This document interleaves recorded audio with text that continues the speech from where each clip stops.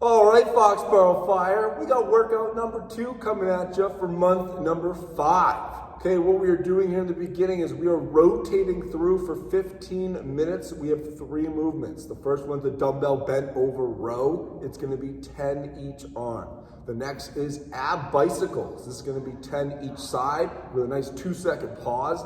And then your last movement is a dumbbell box step up, and this is gonna be 10 each leg.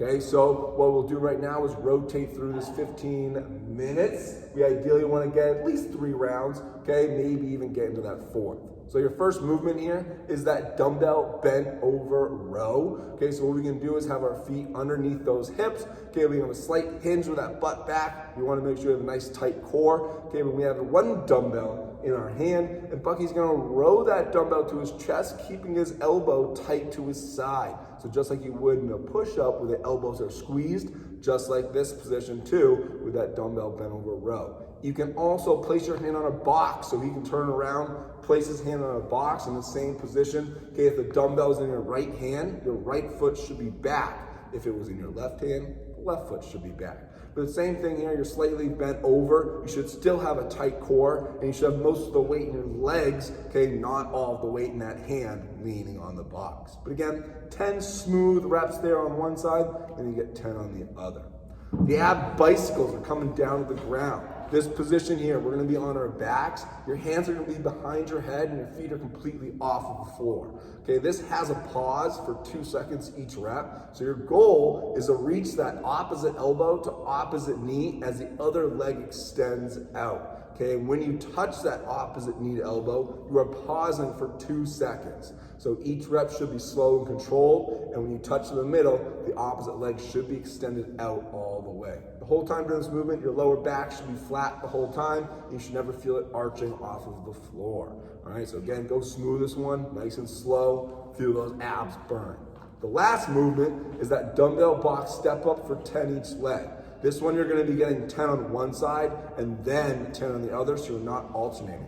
So your goal here is to pick a challenging height where when you step 1 foot up, the full foot should be on, and you're driving through the heel of the foot that's on the box, and you're standing up all of the way. Once you stand up all the way, you can then step down and then step right back up, driving again through that front foot. So this should get that leg burning, that's stepping up, and then you can switch to get 10 on the other. All right, so pick a challenging weight for this one for you. Okay, there's no really prescribed weight, but something you get 10 in a row without stopping, okay, and then going to the other leg. You can increase each round if the round before wasn't that hard. So that will be the 15 minutes rotating through. Again, try to get 3 times through, maybe even 4. After, you have an AMRAP 8 today, so it's an increasing ladder. So that means it's 8 minutes to get as many reps as possible or as high in the ladder as you can get, increasing by 2 reps of burpees and wall balls. So that means it's 8 minutes, okay, to climb as high as you can of 2 burpees, then 2 wall balls. 4 burpees, 4 wall balls. 6 burpees, 6 wall balls, and so on until the 8 minutes is up. So the first movement here, the burpee, we're gonna show the full rep here, okay, to bring our chest all the way to the floor. So once Bucky puts his hands on the ground and he kicks those feet back, the chest comes all the way down, he'll peel his chest and then pop those hips super high so his feet can land flat. Okay, so you do not wanna be landing in your toes. Okay, so if you were to peel and pop up, okay, but then those toes catch all the weight, okay, you don't wanna be choosing this option. Okay, another option can be, okay, that you do a kickback burpee. So the hands touch the ground, he kicks his feet back, keeps his core tight, and it makes it a little bit easier for those feet to pop up nice and flat. Okay, that way we're not putting the pressure on our toes, which then puts it in our knees. All right, so pick something you can kind of move smooth with. There's also a step up burpee that he can do. So you can do the chest all the way down, and when you peel, you can step 1 foot up. All right, that's if you want to bring that chest all the way down, but that pop-up kind of really gets you in the toes. All right, the wall balls, okay, this is the one where we have that ball, we are arm's length away from the wall. So we want to be able to touch that ball to the wall, get our arms extended, then set those feet up underneath our shoulders.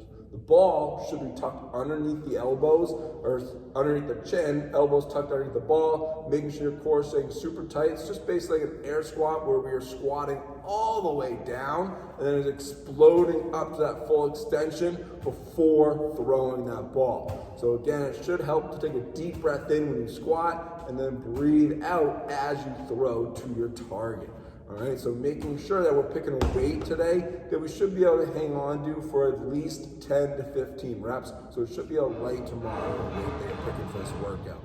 Your goal will be to get probably at least to the round of 14 of each of them. All right, so the 14 burpees and 14 wall balls. If you can get above that, that's even better. All right, this is workout number 2, month 5. Have fun with it.